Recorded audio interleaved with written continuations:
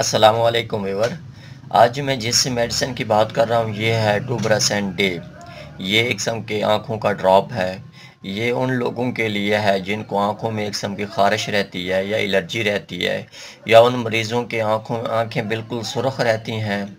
तो वो मरीज़ परेशान बिल्कुल ना हो, किसी भी करीबी मेडिकल स्टोर या फार्मेसी से जाके ये ड्रॉप लेके बिल्कुल सेहतयाब हो सकते हैं। दोस्तों, ये किसी भी किस्म का अगर बैक्टीरिया का इन्फेक्शन है आँखों में, उनके लिए बिल्कुल फ़िट है। दोस्तों, अगर हम इस मेडिसिन के इंग्रेडिएंट्स की बात करें, इसमें एक टूबरामेसिन है और दूसरा डेक्सामेथासोन है। टूबरामेसिन असल में एक किस्म का एंटीबायोटिक है। इसकी अगर हम क्लास की बात करें तो ये अमीनो ग्लाइकोसाइड्स हैं। इसके जो दूसरे इंग्रेडिएंट्स की बात करें तो या अमीनो ग्लाइकोसाइड्स के दूसरे ड्रग हैं उनकी बात करें तो अमीकासिन हो गया, जेंटामाइसिन हो गया, न्यूमाइसिन है, स्ट्रेप्टोमाइसिन है। दोस्तों, ये इसकी अगर हम मैकेनिज़्म ऑफ एक्शन की बात करें, ये बैक्टीरिया के सेल में इंटर होके बैक्टीरिया का जो प्रोटीन सिंथेसिस का प्रोसेस है उसके साथ मुदाखलत करके बैक्टीरिया को मार देता है। दोस्तों, अगर हम इसकी एफिकेसी की बात करें, ये इसकी जो एफिकेसी डिपेंड करती है इसकी कंसंट्रेशन के ऊपर। जितनी बैक्टीरियल सेल के अंदर इस मेडिसिन की कंसंट्रेशन ज़्यादा होगी, उतनी ही ज़्यादा इसका रिज़ल्ट होगा। और इसके साथ जो दूसरी ड्रग है वो है डेक्सामेथासोन। ये एक किस्म का स्टीरॉयड है। ये एक सिम्प्टोमेटिक के तौर पे हम इस्तेमाल कर सकते हैं कि फ़ौरन हमें एक रिस्पॉन्स मिल जाए, तब इसको इस्तेमाल किया जाता है। अमीनो ग्लाइकोसाइड्स का रिज़ल्ट डबल हो सकता है या तेज़ हो सकता है या ज़्यादा हो सकता है अगर इसको बीटा लैक्टम जो ड्रग है उनके साथ कम्बिनेशन के तौर पे दिया जाए। बीटा लैक्टम जो ड्रग है उनमें सिफेलोस्पोरिन हो गया, कोई पेनिसिलिन वगैरह हो गया। दोस्तों, कुछ केसेस में ये होता है कि हमें कोई भी एंटीबायोटिक हो उसका हमें रिज़ल्ट नहीं मिल रहा होता। उसकी कई वजूहत हो सकती हैं।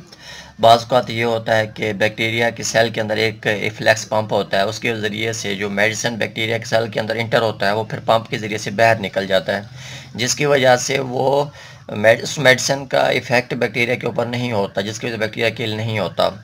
बाज़ औक़ात यूँ भी हो सकता है कि वो बंदा जिसको वो इन्फेक्टेड पर्सन है वो मेडिसिन ही कम लेता है। फ़र्ज़ करें कि अगर डॉक्टर ने उसको कहा है कि आप 3 से 4 ड्रॉप इस्तेमाल कर लें, अगर ये सामने हम टोब्रामेसिन की बात करें तो वो एक ही ड्रॉप डाल ले तो फिर डोज़ तो कम हो गई। या बात का ये भी हो सकता है कि अगर फ़र्ज़ करें वो ओरल कोई डोज़ ले रहा है तो उसके नतीजे में डॉक्टर ने उसको कहा कि आपने 500 mg लेनी है तो वो 250 mg ले रहा है।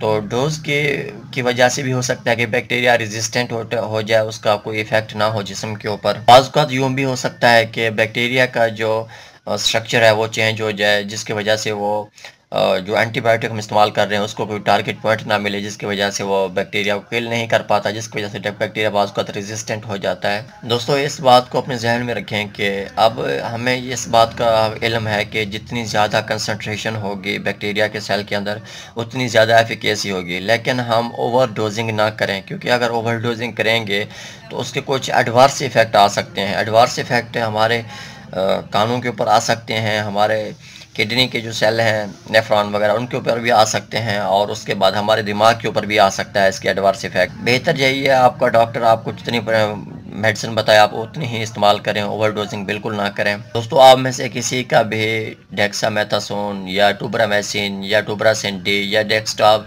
ये जो भी ड्रॉप हैं, इनके हवाले से किसी का कोई भी सवाल है आप कमेंट कर सकते हैं। आपको अगर मेरी ये वीडियो अच्छी लगे तो काइंडली मेरी वीडियो को लाइक और शेयर कर दें, मेरे चैनल को सब्सक्राइब कर दें। शुक्रिया, अल्लाह हाफ़िज़।